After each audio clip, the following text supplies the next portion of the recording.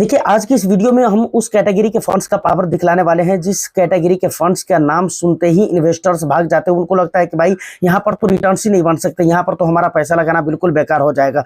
लेकिन आज की इस कंप्लीट वीडियो को अगर आपने देख लिया तो आपकी आंखें खुली रह जाएंगी और आपको पता चल जाएगा कि भाई अभी तक जो हम ये सोच रहे थे तो इसका मतलब ये है कि भाई हम एक बहुत बड़ी गलतफहमी के अंदर जी रहे थे। तो उस गलतफहमी से आपको इस वीडियो में जरूर मैं निकाल दूंगा, इस बात की 100% गारंटी है। और आपको पता चल जाएगा कि भाई जिस कैटेगरी के फंड के बारे में आप ऐसा सोचते हो, आप उस कैटेगरी के अंदर निवेश करके कुछ फंड्स ऐसे हैं जहां पर आप निवेश करके आप अपने अच्छे खासे पैसे बना सकते हैं। तो चलिए वीडियो को शुरू करते हैं। वीडियो बहुत इंफॉर्मेटिव होगी, बस एक लाइक कर दीजिए, शेयर करके चैनल को अगर अभी तक आपने सब्सक्राइब नहीं किया तो चैनल को भी जरूर सब्सक्राइब कर लें।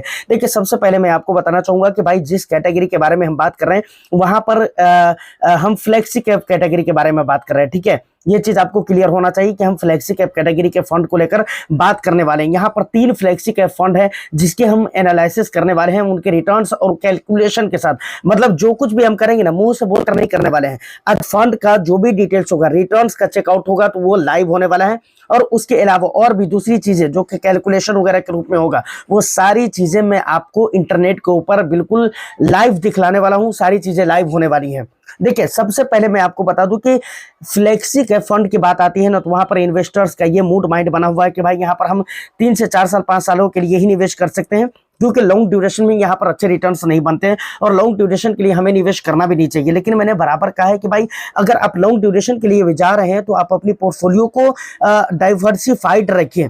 और देखिए, फ्लेक्सी कैप में ऐसा नहीं कि रिटर्न्स नहीं बनते हैं, लेकिन उसके बावजूद मैंने क्या कहा है, मैंने बराबर आपको ये कहा है कि भाई रिटर्न्स के एंगल से ना सही, एटलीस्ट आपको स्टेबिलिटी के लिए ही सही, लेकिन अपनी पोर्टफोलियो में फ्लेक्सी कैप फंड्स जरूर ही रखना चाहिए। चलिए, हम सबसे पहले 3 ऐसे फ्लेक्सी कैप जो कि इंडिया के अंदर बिल्कुल बवाल कर दिया है और पिछले 10 सालों में ऐसा रिटर्न्स दिया है जिसको देखकर आप परेशान हो जाएंगे और आपको लगेगा भाई कहाँ है स्मॉल कैप फंड और कहाँ है मिड कैप फंड और कहाँ है उसके रिटर्न्स। चलिए देख लेते हैं सारी चीजों को लाइव और उसके बाद फिर हम मिलते हैं कुछ दिनों के बाद। चलिए देखिए, सबसे पहले यहाँ पर हम सर्च कर लेते हैं कौन फ्लेक्सी कैप फंड को हम पहले सर्च करके देखते हैं कि भाई इसके रिटर्न्स क्या रहे हैं पिछले 7 साल 5 साल और 10 सालों में।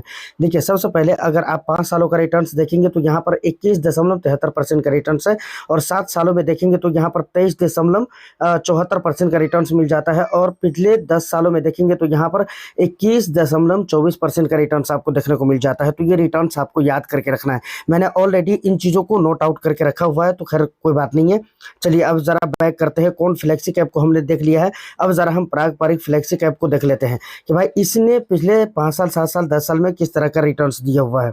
देखिए, यहाँ पर अगर आप देखेंगे सर तो सबसे पहले आ जाता है 5 सालों का रिटर्न्स, तो यहाँ पर 18.05% का रिटर्न्स देखने को मिल जाता है। 7 ईयर्स में देखेंगे तो यहाँ पर 20.64% का रिटर्न्स है और यहाँ पर पिछले 10 सालों का रिटर्न्स देखेंगे तो 19.44% का रिटर्न्स आपको देखने को मिल जाता है। ये 3 टाइम ड्यूरेशन है, यानी 5 साल 7 साल और 10 साल का जो टाइम ड्यूरेशन है, इसको जरा आप याद रखिए, फिर हम आगे की बात करेंगे। उसके बाद हम HDFC को देख लेते हैं, ठीक है ना। यहाँ पर HDFC फ्लेक्सी कैप फंड, चलिए मैंने सर्च कर दिया है। अब यहाँ पर मनी कंट्रोल का वेबसाइट आ जाता है, इसको ज़रा हम ऑन करेंगे तो यहाँ पर आप देख सकते हैं कि भाई इसके जो रिटर्न्स रहे हैं वो किस प्रकार के रहे हैं। कहाँ गया भाई रिटर्न्स का डेटा। देखिए, यहाँ पर आ जाता है, ठीक है ना। पिछले 5 सालों में 21% का रिटर्न्स, पिछले 7 सालों में देखें तो 20% का रिटर्न्स और पिछले 10 सालों में देखें तो 19.92% का रिटर्न्स यहाँ पर देकर रखा हुआ है। तो लगभग आप 20% का रिटर्न्स यहाँ पर मान भी सकते हो, ठीक है ना। तो यहाँ पर मैंने आपको तीनों फंड का रिटर्न्स दिखला दिया है। अब जरा चलिए हम इसको कैलकुलेशन के जरिए जोड़ कर देखते हैं कि भाई अगर हम 10 साल पहले 10,000 रुपए की SIP के होते तो आज के डेट में हमारा पैसा किस फंड के अंदर कितना ज्यादा या कितना कम हो चुका होता है, जरा उसको देख लेते हैं, ठीक है ना।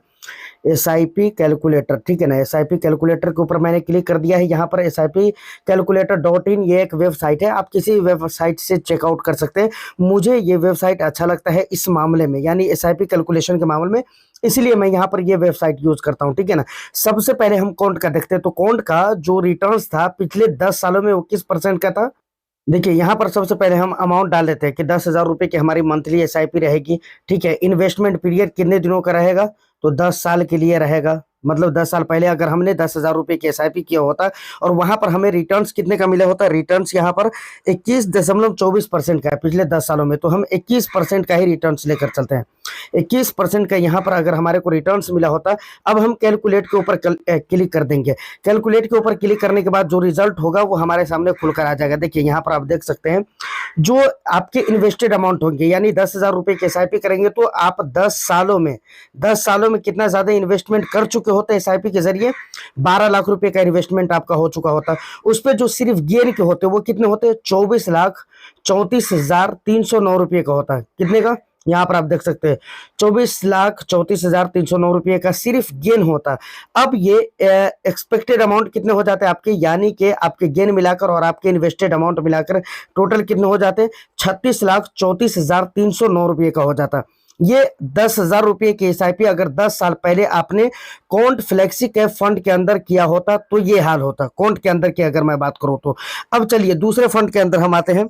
दूसरे नंबर पे जो हमारा फंड है वो आ जाता है पराग पारिक फ्लेक्सी कैप फंड। तो पराग पारिक फ्लेक्सी कैप फंड ने कितने परसेंट का रिटर्न्स दिया है, ये 19.44% का रिटर्न्स दिया है। तो एसआईपी अमाउंट हमारा यही रहेगा, इन्वेस्टमेंट पीरियड यही रहेगा। सिर्फ हम ये देखते हैं कि अगर हम सेम अमाउंट की एसआईपी और सेम टाइम ड्यूरेशन के लिए अगर हम यहाँ पर किए होते, यानी पराग पारिक फ्लेक्सी कैप फंड में, तो यहाँ पर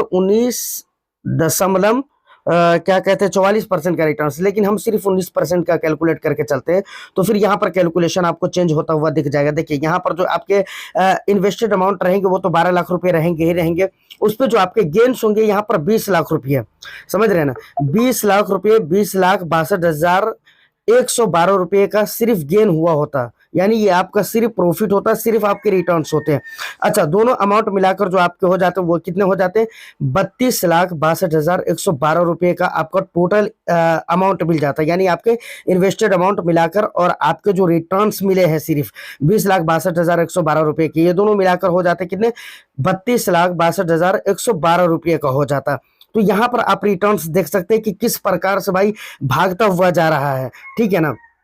तो ये दो फंड हो गए। अब जरा हम एचडीएफसी का कैलकुलेशन करके देख लेते हैं।